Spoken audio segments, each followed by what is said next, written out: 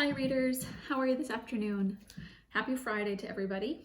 I have chosen a book today that sort of comes along with a little bit of a theme that we've had this week about using your imagination.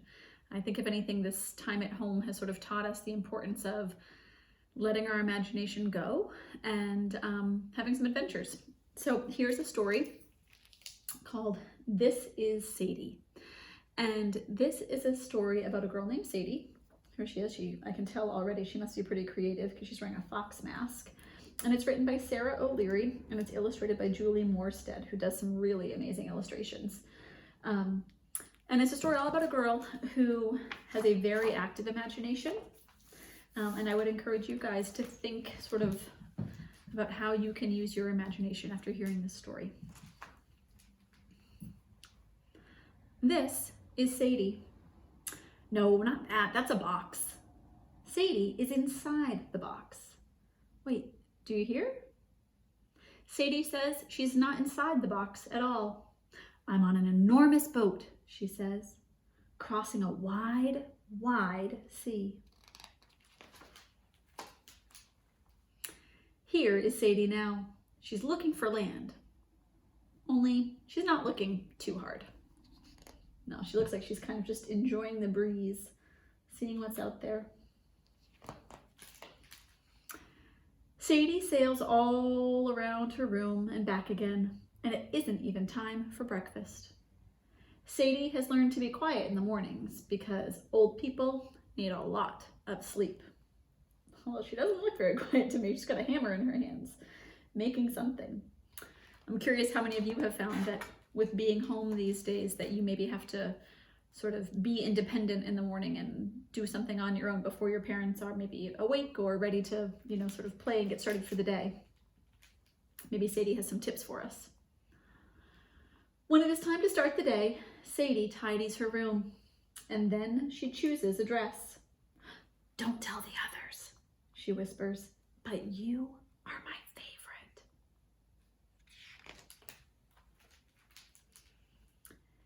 Sadie's perfect day is spent with friends. Some of them live on her street, and some of them live in the pages of books.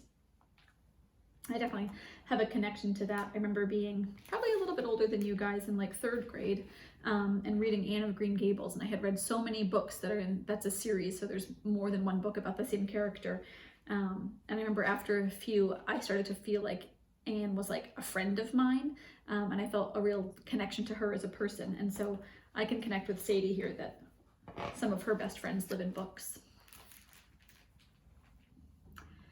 Sadie has been a girl who lived under the sea. Oh, so it looks like she's read some stories about a mermaid. Look at these illustrations. Normally I'm scared of seaweed, but this is beautiful. Oh my gosh, fish. She has been a boy raised by wolves. I wonder what story that was.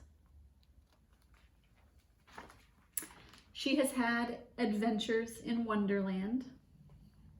Oh, that's a connection I'm having. I know that right now at Little Harbor, the fifth graders are working on the play Alice in Wonderland. So maybe some of you have read that or seen that movie. And she has played the hero in the world of fairy tales. This is one of my favorite illustrations. All those ferns and then the beautiful white horse. Looks like she's off to do some good. She's got her bow and arrow. This is Sadie. You probably think it's a tree, don't you? It is, but way, way, way up at the top is Sadie, chit-chatting with the birds. Can you guys see her? Her little legs dangling out. So I'm picturing her just sitting in a nest talking with some birds. Sadie has wings, of course. They are just very, very hard to see.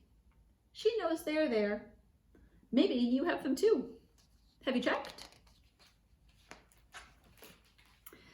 Sadie's wings can take her anywhere she wants to go, and they always bring her home again. It's a great thing about adventures, right? If we go in our brain.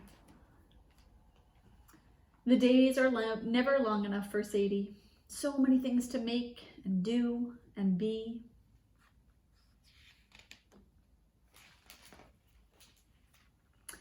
Sadie likes to make boats of boxes and castles out of cushions, but more than anything, she likes stories.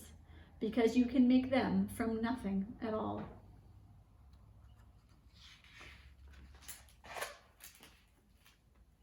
This is Sadie, and this is her story.